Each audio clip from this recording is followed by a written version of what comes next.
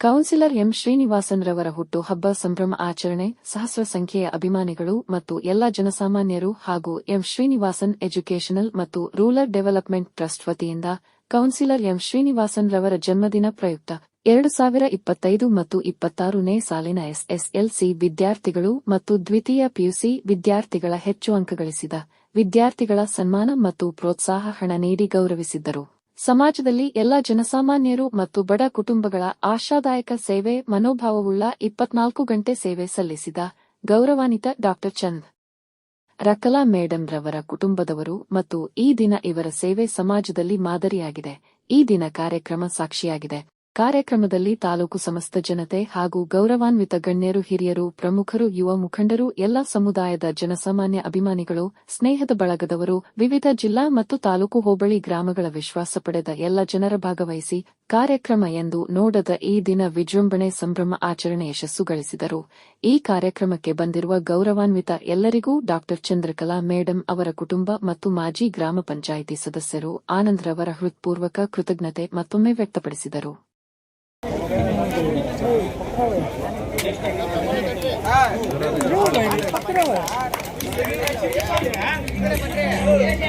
ಅವರ ಪ್ರೆಸೆನ್ಸ್ ಅನ್ನ ಅಥವಾ ಚಂದ್ರಕಲಾ ಮೇಡಮ್ ಅವರ ಮಾತುಗಳಲ್ಲಿ ನಾವು ಅವರ ನೋವು ಮತ್ತು ದಿಟ್ಟತನ ಮತ್ತು ಆ ಛಲ ಇದನ್ನ ನಾವು ಕೇಳಿಸ್ಕೊಂಡ್ವಿ. ಇದು ನಿಜ ಆಗ್ಬೇಕಾದ್ರೆ ನಾವು ಕನಿಷ್ಠ ಮಾನವೀಯ ಪ್ರಜ್ಞೆಯನ್ನು ಉಳ್ಳವರಾಗಿ ಇಲ್ಲಿ ಬಂದಿರೋರೆಲ್ಲ ಯಾವುದೋ ಒಂದು ಜಾತಿ ಕಾರಣಕ್ಕಾಗಿ ಬಂದಿಲ್ಲ, ರಾಜಕಾರಣ ಕಾರಣಕ್ಕಾಗಿ ಬಂದಿಲ್ಲ. ಇಲ್ಲಿ ಬಂದಿರೋರೆಲ್ಲ ಕೂಡ ಒಂದು ಹೃದಯಕ್ಕೆ ಆತ್ಮಸಾಕ್ಷಿ ಶುದ್ಧ ಅಂತಃಕರಣ ಇರೋ ಕಾರಣಕ್ಕಾಗಿ ನಾವಿಲ್ಲಿ ಸೇರಿದ್ದೀವಿ. ಇದು ಇನ್ನೂ ದೊಡ್ಡ ರೀತಿಯಲ್ಲಿ ವಿಸ್ತರಣೆ ಆಗಬೇಕು. ಮೇಡಮ್ ಚಂದ್ರಕಲಾ ಅವರೇ, ಡಾಕ್ಟರ್ ಚಂದ್ರಕಲಾ ಅವರೇ, ನೀವು ಬಹಳ ಒಳ್ಳೆ ಕೆಲಸ ಮಾಡಿದ್ದೀರಿ ಅಂತ ನಾನು ಕೇಳಿದ್ದಿಲ್ಲ, ಅಂತ ನೋಡಿಲ್ಲ, ಬಹಳ ಜನರ ಬಾಯಲ್ಲಿ ಕೇಳಿದ್ದೀನಿ. ಹೆಣ್ಮಕ್ಳಿಗೆ ನೀವು ಹೆರಿಗೆ ಮಾಡಿಸೋದ್ರಲ್ಲಿ ಬಹಳ ದೊಡ್ಡ ಸರ್ವಿಸ್ ಕೊಟ್ಟಿದ್ದೀರಿ ಅಂತ ತುಂಬಾ ಹೆಮ್ಮೆ ಪಡ್ತೀನಿ ನಾನು. ಯಾಕಂದ್ರೆ ನಮ್ಮ ಮುಂದಿನ ಈ ನೆಲದ ಅಂದ್ರೆ ಶ್ರೀನಿವಾಸಪುರದ ನೆಲದ ಮಕ್ಕಳನ್ನ, ಕುಡಿಗಳನ್ನ ನೀವು ಭೂಮಿಗೆ ತಂದಿದ್ದೀರಿ. ಅವು ದೀಪಗಳಾಗ್ಲಿ ಬೆಳಗ್ಲಿ ಅಂತ ಆಸೆ ಪಟ್ಟಿದ್ದೀರಿ. ನಿಜಕ್ಕೂ ಕೂಡ ನಿಮ್ಮ ಏನು ಆಕಾಂಕ್ಷೆ ಮತ್ತು ಆಶೋತ್ತರ ಇದೆಯಲ್ಲ ಅದು ಈಡೇರುತ್ತೆ. ಈಡೇರುವತ್ತ ಮಾತ್ರ ನೀವು ನೋಟ ಇಟ್ಕೊಳ್ಳಿ. ರಾಜಕಾರಣ ಬಹಳ ಚಿಕ್ಕದಾಗಿರೋ ವಿಚಾರ ನನ್ನ ಪ್ರಕಾರ. ಯಾರೇ ರಾಜಕಾರಣ ಮಾಡಲಿ ಅದು ಬಹಳ ಸ್ಮಾಲ್ ಏರಿಯಾ. ಅವ್ರು ಗಮನಿಸ್ತಾ ಇರೋದೇನು, ಎಲೆಕ್ಷನ್ ಬರುತ್ತೆ, ವೋಟ್ ಹಾಕ್ಸ್ಕೋಬೇಕು, ಗೆಲ್ಲಬೇಕು, ರಾಜಕಾರಣ ಮಾಡೋದು. ಯಾರು ಹೇಳಿದ್ರು ನಿಮ್ಗೆ ಈ ರಾಜಕಾರಣ ಈ ತರ ಮಾಡಿ ಅಂತ? ಲೋಹಿಯಾ ಅವರು ಏನು ಹೇಳಿದ್ರು? ರಚನಾತ್ಮಕ ಸಮಾರಂಭ ಆಗಿ ಪರಿಣಾಮ ಆಗುತ್ತೆ. ಮಾತಾಡ್ತಾ ಆರಂಭದಲ್ಲಿ ಹೇಳಿದ್ರು ಇದು ನಿಜಕ್ಕೂ ಒಂದು ಭಾವನಾತ್ಮಕವಾದಂತಹ ಸಮಾರಂಭ ಅಂತ. ಹೌದು, ಇದು ಭಾವನಾತ್ಮಕವಾದ ಸಮಾರಂಭ ಹೌದು, ವೈಚಾರಿಕವಾಗಿರುವಂತಹ ಸಮಾರಂಭನೂ ಹೌದು ಅನ್ನೋದು ಇದುವರೆಗೂ ನೋಡ್ತಿರುವಂತ ಎಲ್ಲರ ಮಾತುಗಳ ಮೂಲಕ ಅಭಿವ್ಯಕ್ತಿಯಾಗಿದೆ, ಸಾಬೀತಾಗಿದೆ. ನಾನು ಒಂದನ್ನ ಹೇಳಕ್ ಇಷ್ಟಪಡ್ತಾ ಇದ್ದೀನಿ, ಏನಂತಂದ್ರೆ ನೀವು ಒಂದು ದೀಪನ ಆರಿಸ್ಬೋದು, ಆದರೆ ನೂರಾರು ದೀಪಗಳನ್ನ ಹಚ್ಚೋರು ಹುಟ್ಟಿ ಬರ್ತಾರೆ. ಅದು ಇವತ್ತಿನ ನಾನು ಅನೇಕ ಸಮಾರಂಭಗಳನ್ನ ಇದೇ ಜಾಗದಲ್ಲಿ ನಾನು ಭಾಗವಹಿಸಿದ್ದೆ. ಶ್ರೀನಿವಾಸ್ ಅವರು ಇದರ ಉದ್ಘಾಟನಾ ಸಮಾರಂಭಕ್ಕೂ ಕೂಡ ನಾನು ಕರೆಸಿದ್ರು, ನಾನು ಬಂದಿದ್ದೆ. ಆ ನಂತರವೂ ಕೂಡ 2-3 ಹೋರಾಟಗಳಲ್ಲಿ ಮತ್ತು ಜೊತೆಗೆ ಬೇರೆ ಬೇರೆ ಸಂದರ್ಭಗಳಲ್ಲಿ ನಾನು ಇದೇ ವೇದಿಕೆಯಲ್ಲಿ ಭಾಷಣ ಮಾಡಿದ್ದೆ. ಆದರೆ ಇವತ್ತು ನನಗೆ ಇಲ್ಲಿ ತೋರ್ತಾ ಇರುವಂತಹ ಒಂದು ಏನ್ ಹೇಳ್ಬೇಕು ಗೊತ್ತಾಗ್ತಿಲ್ಲ. ಅದು ಹೆಣ್ಮಕ್ಳು ದೇವಸ್ಥಾನಗಳ ಮುಂದೆ ಕ್ಯೂ ನಿಲ್ಲೋದನ್ನ ನಿಲ್ಲಿಸಿ ಗ್ರಂಥಾಲಯಗಳ ಮುಂದೆ ಯಾವಾಗ ಕ್ಯೂ ನಿಲ್ತಾರೋ ಅವತ್ತು ಈ ದೇಶ ಬಹಳ ಸದೃಢ ಭಾರತ ಆಗುತ್ತೆ, ಬಲಿಷ್ಠ ಭಾರತ ಆಗುತ್ತೆ, ಸಾಕ್ಷರ ಭಾರತ ಆಗುತ್ತೆ, ಜ್ಞಾನವಂತರ ಭಾರತ ಆಗುತ್ತೆ. ಅಲ್ಲಿ ಅನ್ಯಾಯ ಮತ್ತು ಅಸಮಾನತೆಗೆ ಜಾಗ ಇರುವುದಿಲ್ಲ. ಇದು ಬಾಬಾ ಸಾಹೇಬರು ಕನಸಿದ್ದು. ನಿಜಕ್ಕೂ ಕೂಡ ಸಂತೋಷ ಆಗುತ್ತೆ. ಹೆಣ್ಮಕ್ಳು ಇವತ್ತು ಬಹಳ ದೊಡ್ಡ ರೀತಿಯಲ್ಲಿ ಸಾರ್ವಜನಿಕ ಬದುಕಿನಲ್ಲಿ ಕಾಣಿಸ್ಕೊಳ್ತಾ ಇದ್ದಾರೆ ಮತ್ತು ವಿದ್ಯೆಯನ್ನ ಸರಿಸಮಾನವಾಗಿ ಅಲ್ಲ, ಗಂಡು ಮಕ್ಕಳಿಗಿಂತಲೂ ಹೆಚ್ಚಿನ ರೀತಿಯಲ್ಲಿ ಅದನ್ನು ತಮ್ಮ ಕೈವಶ ಮಾಡ್ಕೊಳ್ತಾ ಇದ್ದಾರೆ. ಬಹಳ ಸಂತೋಷ. ಭಾರತ ದೇಶಕ್ಕೆ ಏನಾದರೂ ಕೊಂಚ ಭವಿಷ್ಯ ಇದೆ ಅನ್ನೋದಾದ್ರೆ ಇಂಥ ಹೆಣ್ಣು ಮಕ್ಕಳಿಂದ ಮಾತ್ರ ಭವಿಷ್ಯ ಇದೆ ಹೊರತಾಗಿ, ಈಗ ನಮ್ಗಾಗೆಲ್ಲ ಗೊತ್ತಾಗಿದೆ, ನಮ್ಮ ಗಂಡು ಮಕ್ಕಳ ಪರಿಸ್ಥಿತಿ ಗೊತ್ತಾಗಿದೆ, ಬಹಳ ದಯನೀಯವಾಗಿದೆ. ಕಾಡುಗಳನ್ನೇನೆ ಬಳುವಳಿ ಕೊಡ್ತಾ ಇದ್ದಾರೆ.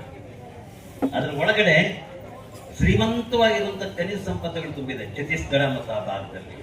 ಅದನ್ನ ಕೇಂದ್ರ ಸರ್ಕಾರ ಮೋದಿ ಸಾಹೇಬರು ಬೆಳ್ಳಿ ತಟ್ಟೆಯಲ್ಲಿಟ್ಟು ₹1 1 ಎಕರೆ ಕೊಡ್ತಾ ಇದ್ದಾರೆ, 1000 ಎಕರೆ. ಮಾರಾಟ ಮಾಡ್ಬಿಟ್ಟಿದ್ದಾರೆ, ಏನು ಇಟ್ಬಿಡ್ದಿಲ್ಲ. ಕರ್ನಾಟಕದಲ್ಲಿ ನಾನೇನು ಹೇಳ್ಬೇಕಾದಿಲ್ಲ. ರಾಜಕಾರಣಿಗಳು ನೀವಿದ್ರಿ, ಗೋಪಾಲಕೃಷ್ಣ ಅವರು ಇದ್ದಾರೆ, ಪೇಟಣ್ಣವ್ರು ಇದ್ದಾರೆ, ಇನ್ನು ನಮ್ಮ ನಾರಾಯಣ ಸ್ವಾಮಿ ಅವರು ಇದ್ದಾರೆ, ಸ್ವಲ್ಪ ಈಗ ಬಂದಿದ್ದಾರೆ, ಇವೆಲ್ಲರೂ ಗೊತ್ತಿದೆ. ಅದರಿಂದಾಗಿ ಇನ್ನು ಮುಂದೆ ನಮಗೆ ಭೂಮಿ ಕನಸು, ಭೂಮಿ ಇರಲ್ಲ. ಇದುವರೆಗೂ ದಲಿತರನ್ನ ಕೇಳ್ತಾ ಇದ್ರು, ನಮ್ಗೆ ಭೂಮಿ ಕೊಡಿ, ಹತ್ತು ಕೊಡಿ ಅಂತ. ಇನ್ನು ಮುಂದೆ ಭೂಮಿ ಕೊಡಿ ಅನ್ನೋ ಪ್ರಶ್ನೆ ಇರುವುದಿಲ್ಲ, ಅಲ್ಲಿ ಭೂಮಿಯೇ ಇರುವುದಿಲ್ಲ. ಒಂದು ಇನ್ನೆಲ್ಲಿ ನೀವು ಪಾಲ್ ಕೇಳ್ತೀರಿ? ಆಕಾಶದಲ್ಲಿ ಪಾಲ್ ಕೇಳಬೇಕು, ತರಂಗಗಳಲ್ಲಿ ಪಾಲ್ ಕೇಳಬೇಕು. ಇವತ್ತು ಇಡೀ ನಮ್ಮನ್ನ ಪಾತಾಳಕ್ಕೆ ತುಳಿತವರಂತ ಹೋರಾಟಗಾರರು ಅಂದ್ಕೊಂಡವರು ಈ ಜಿಲ್ಲೆಯ ಯಾವತ್ತಿಗೂ ಕೂಡ ಸಂಘರ್ಷದನ್ನೆಲ್ಲ, ಹೋರಾಟಗಳನ್ನಾಡುವಂತೆಲ್ಲ ಬಿಂಬಿಸ್ಕೊಳ್ತಾ ಇರುವಂತ ಕೋಲಾರ ಜಿಲ್ಲೆಯಲ್ಲಿದ್ದಂತ ದಲಿತ ವರ್ಗಗಳು ಯಾಕೆ ಇದನ್ನ ಒಂದು ರಾಜಕೀಯ ಕೊಲೆಯಾಗಿ ಪರಿಗಣಿಸಬೇಕು ಅನ್ನುವಂಥ ಒಂದು ರಾಜಕೀಯ ಒತ್ತಡವನ್ನು ತರಲಿಕ್ಕೆ ಆಗದೆ ಹೋಗಿದ್ದು ಯಾಕೆ ಅನ್ನೋ ಪ್ರಶ್ನೆ ನಮ್ಗೆ ಕಾಡ್ತಾ ಇದೆ ಬಲವಾಗಿ. ಇನ್ ಮಿಕ್ಕಂತೆ ಹೇಳ್ಬೇಕು ಅಂತಂದ್ರೆ ನಿಜಕ್ಕೂ ಕೂಡ ನಾನು ಮಾತಾಡುವಾಗ ಈ ಜನರೇಷನ್ ಕುರಿತು ಮಾತಾಡ್ಬೇಕು ಅನ್ಕೊಂಡಿದ್ದೆ. ಏನಿಲ್ಲ, ನಮ್ಮ ಎದುರುಗಳಿಗೆ ಪ್ರತಿಭಾ ಪುರಸ್ಕಾರಕ್ಕೆ ಅರ್ಹರಾಗಿ ಕೂತಿರುವಂತ ಅಗ್ರ ಅಂಕಗಳನ್ನು ಪಡೆದಿರುವಂತ ಯುವ ತಲೆಮಾರು ಇದೆಯಲ್ಲ, ಆ ತಲೆಮಾರಿಗೆ ನಾನು ಒಂದೆರಡು ಮಾತಾಡ್ಬೇಕು ಅಂತ ಅಂದ್ಕೊಂಡಿದ್ದೆ. ಮಿಕ್ಕಂತೆ ಎಲ್ಲ ಆಯಾಮಗಳನ್ನ ಎಲ್ಲರೂ ಕೂಡ ಮಾತಾಡಿದ್ದಾರೆ. ಬಂದಿರೋರು ತುಂಬಾ ಒಳ್ಳೆಯ ರೀತಿಯಲ್ಲೇ ಮಂಡಿಸಿದ್ದಾರೆ ಎಲ್ಲ ವಿಚಾರ. ರಾಜಕಾರಣಿ ನಿಜ ರಾಜಕಾರಣಿ ಆಗ್ಬೇಕಾದ್ರೆ ಅವನು ಗೆದ್ದು ವೋಟ್ ಹಾಕಿಸ್ಕೊಂಡು ಆಳ್ವಿಕೆ ಮಾಡೋದ್ರ ಮೂಲಕ ನಾಯಕ ಅಲ್ಲ. ಆ ನೋಷನ್ ಅನ್ನ ತೆಗೆದು ಬಿಸಾಡಿ. ರಾಗಿ ಲಕ್ಷ್ಮಣಯ್ಯನವರು ನಿಮ್ಗೆ ಯಾರು ಗುರುಗಳಾಗಬೇಕು ಅಂದ್ರೆ, ನೀವು ಮುಂದೆ ಅಗ್ರಿಕಲ್ಚರಲ್ ಯೂನಿವರ್ಸಿಟಿಗೆ ಹೋಗೋರು ಇರ್ತೀರಿ. ನಿಮ್ಮಲ್ಲಿ ಹೋದಾಗ ನೀವೇನಾಗಬೇಕು ಅಂದ್ರೆ ಒಬ್ಬ ರಾಗಿ ಲಕ್ಷ್ಮಣಯ್ಯನವರಾಗಬೇಕು. ರಾಗಿ ಲಕ್ಷ್ಮಣಯ್ಯನವರು ಬಡವರ, ಕೂಲಿಕಾರರ ಹೊಟ್ಟೆ ನುಗ್ಗಿದವರು. ಅವಾಗ ಹೊಟ್ಟೆಗೆ ಎಷ್ಟು ಕಷ್ಟ ಇತ್ತು ಅಂತಂದ್ರೆ, ನೀವು 60-50 ವರ್ಷಗಳ 55ರಿಂದ 60ರ ಬರಗಾಲ ಅವನ್ನೆಲ್ಲ ಅನುಭವಿಸಿದವ್ರನ್ನ ಕೇಳಿ ನೋಡಿ. ನಮ್ಗೆ ಊಟಕ್ಕೆ ಎಷ್ಟು ಕಷ್ಟ ಇತ್ತು ನಮ್ಮ ತಂದೆ ತಾಯಿಗಳಿಗೆ, ಎಲ್ರಿಗೂ, ಯಾವುದೇ ಜಾತಿಯವರು ಇರ್ಬೋದು. ಮಕ್ಕಳ ಬಗ್ಗೆ ಮಾಡಿದ್ದೀರಾ?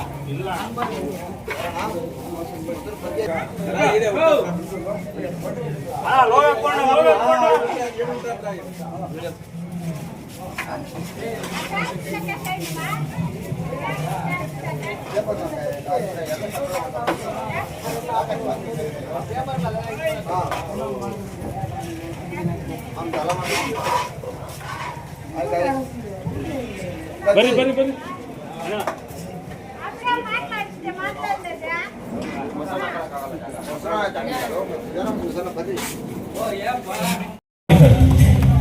ನೆಕ್ಸ್ಟ್ ಚೇತನ್ ಜಿ, ನೀವು ಬನ್ನಿ ಸರ್, ಪ್ಲೀಸ್ ಬನ್ನಿ. ಅವ್ರ ಪಾತ್ರ ಇಲ್ಲ. ಅವರಿಗೆ ಯಾವುದೋ ಒಂದು ಬಲವಾದಂತ ಕಾಣದಂತ ಕೈಗಳು ಇದ್ರ ಹಿಂದೆ ಇದೆ. ಇದು ತನಿಖೆ ಬಹಳ ಸಮಗ್ರವಾಗಿ, ಬಹಳ ತೀವ್ರವಾಗಿ ತನಿಖೆ ಆಗ್ಬೇಕಾದ್ರೆ, ವಿಚಾರ ಸತ್ಯ ಹೊರಬರಬೇಕಾದ್ರೆ ಇದು CBI ಅಂತಕ್ಕಂಥ ಒಂದು ಬಲಿಷ್ಠವಾದಂತ, ಒಂದು ಪ್ರಬಲವಾದಂತ ಒಂದು ತನಿಖಾ ಸಂಸ್ಥೆಯಿಂದನೇ ಇದು ತನಿಖೆ ಆಗ್ಬೇಕು ಅಂತ ಏನು ಅವ್ರ ಒತ್ತಾಯ ಇದೆ, ಅದು ಆಗಲಿ. ಅದು ಆಗೋದ್ರಿಂದ ಸತ್ಯ ಹೊರಗೆ ಬರುತ್ತೆ ಅಂತಕ್ಕಂಥದ್ದು ಏನು ಅವ್ರ ಮನಸ್ಸಲ್ಲಿ ಇದೆ, ಅದು ನಮ್ಮ ಮನಸ್ಸಲ್ಲೂ ಇದೆ. ಸದಾ ನಾವು ಅವ್ರ ಜೊತೆ ಇದ್ದೇವೆ ಅಂತ ಹೇಳ್ತಾ ಈ ಒಂದು ವಿಚಾರನ ನಾನು ಈ ಸಭೆ ಮುಖಾಂತರ ಅವ್ರ ಕುಟುಂಬದವರಿಗೆ ಮತ್ತೆ ಎಲ್ಲರಿಗೂ ಸಹ ನಾನು ತಿಳಿಸ್ತಾ, ಎರಡನೇದು, ಸ್ವರ್ಗಿ ಸೋತಿದ್ರು ಸಹ ಅವರ ನೆನಪಿನಲ್ಲಿ ಅವರು ಇಷ್ಟೊಂದು ಸಕ್ರಿಯವಾಗಿ ಈ ತಾಲೂಕಿನಲ್ಲಿ, ಕ್ಷೇತ್ರದಲ್ಲಿ ಜನಸೇವೆ ಮಾಡಿಕೊಂಡು ಬದುಕಿದಂತ ಒಬ್ಬ ದಲಿತ ಸಮುದಾಯದಿಂದ ಬಂದಂತ ಒಬ್ಬ ವಿದ್ಯಾವಂತ ಯುವಕ. ಅವರು ಮೊಟ್ಟ ಮೊದಲು ಕೌನ್ಸಿಲರ್ ಆಗುವಾಗ ನಾನು ಅವ್ರ ಜೊತೆಗಿದ್ದೇನೆ.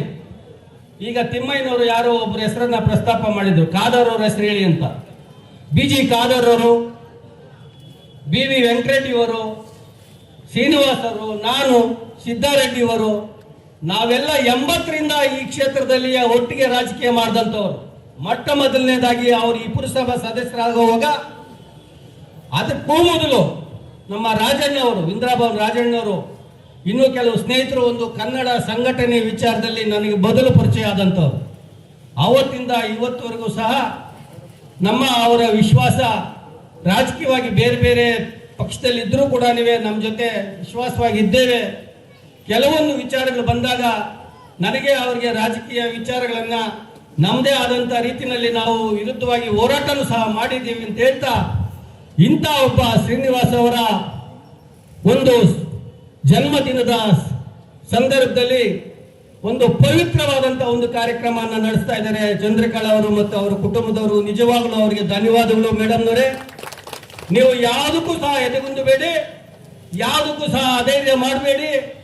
ನಿಮಗೆ ಇವತ್ತೇನು ಈ ಸಮಾಜಮುಖಿ ಒಂದು ಕಾರ್ಯಕ್ರಮ ಪ್ರತಿಭಾ ಪುರಸ್ಕಾರ ಅಂತೇಳಿ ಸಮಾಜದಲ್ಲಿ ಅತ್ಯಂತ ಹಿಂದುಳಿದಂತ ಒಂದು ಕುಟುಂಬಗಳಿಂದ ಬಂದಂತ ಮಕ್ಕಳ ವಿದ್ಯಾಭ್ಯಾಸಕ್ಕೆ, ಶೈಕ್ಷಣಿಕವಾಗಿ ಅವರನ್ನ ಪ್ರೋತ್ಸಾಹಿಸಲಿಕ್ಕೆ, ಅವರು ದಲಿತರು ಇರ್ಬೋದು, ಅವರು ಬೇರೆ ಹಿಂದುಳಿದಂತ ಸಮಾಜದವರು ಇರ್ಬೋದು, ಅಥವಾ ಮುಂದುವರೆದಂತ ಸಮಾಜದಲ್ಲೂ ಸಹ ಬಹಳ ಬಡತನದಲ್ಲಿರ್ತಕ್ಕಂಥ ಮಕ್ಕಳಿದ್ದಾರೆ.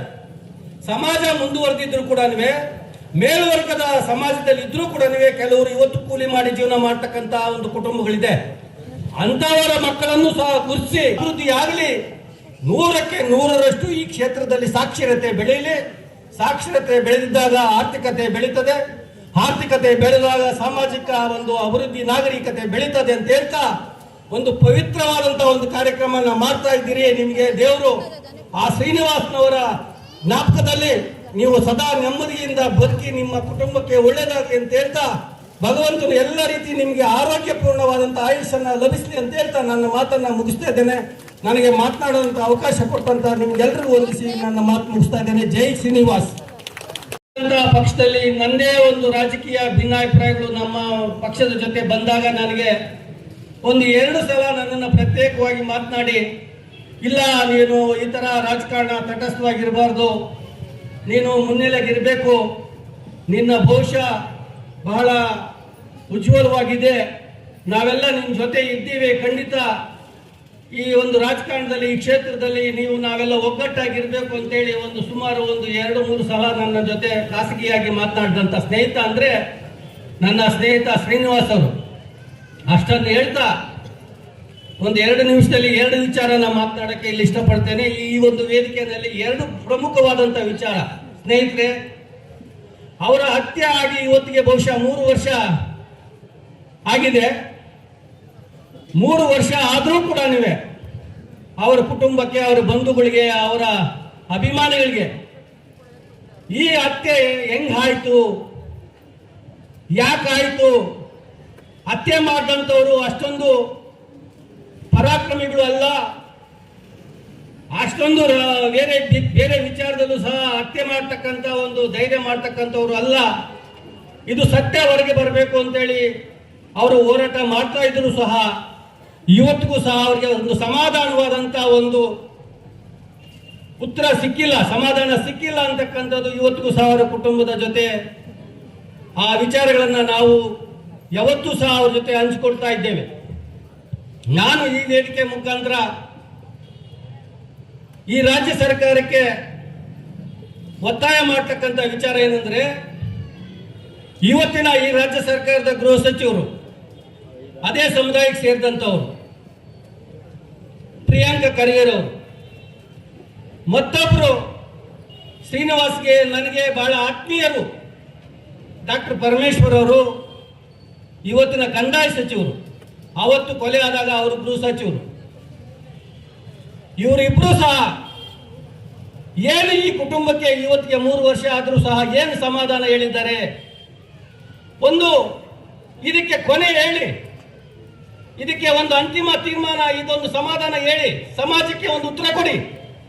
ಇಲ್ಲ, ಇದು ಕೊಲೆ ಆಗಿರ್ತಕ್ಕಂಥದ್ದೇ ಬೇರೆ ಕಾರಣ, ಇದರಲ್ಲಿ ಯಾವುದೇ ರಾಜಕೀಯ ಕೈವಾಡ ಇಲ್ಲ, ಯಾವುದೇ ರಾಜಕೀಯ ವ್ಯಕ್ತಿಗಳ ಕೈವಾಡ ಇಲ್ಲ, ಇದು ಬೇರೆ ವಿಚಾರನೇ ಇದೆ, ಬೇರೆ ಬೇರೆ ವಿಚಾರ ರಾಜಕೀಯವಾಗಿ ಬಿಟ್ಟು ಬೇರೆ ಅವ್ರದೇ ಆದಂತಹ ವಿಚಾರ, ಕೊಲೆ ಮಾಡಿದಂಥವ್ರು ಮತ್ತೆ ಶ್ರೀನಿವಾಸ್ ಅವರ ಮಧ್ಯೆನೇ ಬೇರೆ ವಿಚಾರ ಇದೆ ಅಂತೇಳಿ ಒಂದು ಸಮಾಧಾನ ಹೇಳಿ ಸರ್ಕಾರ. ಇಲ್ಲ, ಸುಮಾರು ವರ್ಷಗಳು ತುಂಬಾ ನಾವು ಒಡನಾಡಿಗಳಾಗಿದ್ದಂಥವ್ರು, ತುಂಬಾ ಹೆಚ್ಚು ವರ್ಷಗಳು ಒಡನಾಡಿಗಳಿದ್ದಂಥವ್ರು, ನಾವು ಅವರು ತುಂಬಾ ಸಲಿಗೆಯಿಂದ ಇದ್ದಂಥವರು. ಅವ್ರ ಜೊತೆ ಇದ್ದವರು ಇನ್ನ ವೇದಿಕೆ ಮೇಲೆ ಇದ್ದಾರೆ, ನಮ್ಮ ರಾಜಣ್ಣ ಇದ್ದಾರೆ, ವೆಂಕಟೇಶ್ ಅವರು ಇದ್ದಾರೆ, ನಾವೆಲ್ಲ ಒಂದು ಜೊತೆಯಲ್ಲಿ ಇದ್ದಂಥವ್ರು. ಅವರು ಮೊದಲನೇದಾಗಿ ಶ್ರೀನಿವಾಸ್ ಅವರಿಗೆ ಎಲ್ಲರಿಗಿಂತ ನಮ್ಮೆಲ್ಲರಿಗಿಂತ ಹೆಚ್ಚಿನ ಒಂದು ಧೈರ್ಯ ಇತ್ತು. ಆ ಧೈರ್ಯದ ಮೂಲಕ ಎಲ್ಲ ಕೆಲಸಗಳನ್ನು ಹೆಚ್ಚಿನ ರೀತಿಯಲ್ಲಿ ನುಗ್ಗಿ ಧೈರ್ಯವಾಗಿ ಮುಂದುವರಿತಾ ಇದ್ರು. ನಮಗಿನ್ನ ಹೆಚ್ಚಿನ ಧೈರ್ಯವಂತರು ಅಂತೇಳಿ ಈ ಕಾರ್ಯಕ್ರಮದಲ್ಲಿ ನಾನು ಹೇಳಲಿಕ್ಕೆ ಬಯಸುತ್ತೇನೆ. ಮತ್ತೆ ಎರಡನೇದಾಗಿ ನೋಡಿ, ಇಲ್ಲಿ ಏನು ಅಂಬೇಡ್ಕರ್ ಪುತ್ಥಳಿ ಇದೆಯಲ್ಲ, ಈ ಒಂದು ಪಾರ್ಕು ಪುತ್ಥಳಿಗೆ ಅವರು ಕಾರಣಕರ್ತರು ಅಂದಿನ ಒಂದು ನಾವೆಲ್ಲ ಆಗ ಜಿಲ್ಲಾ ಪಂಚಾಯತಿಯಲ್ಲಿ ಇದ್ವಿ.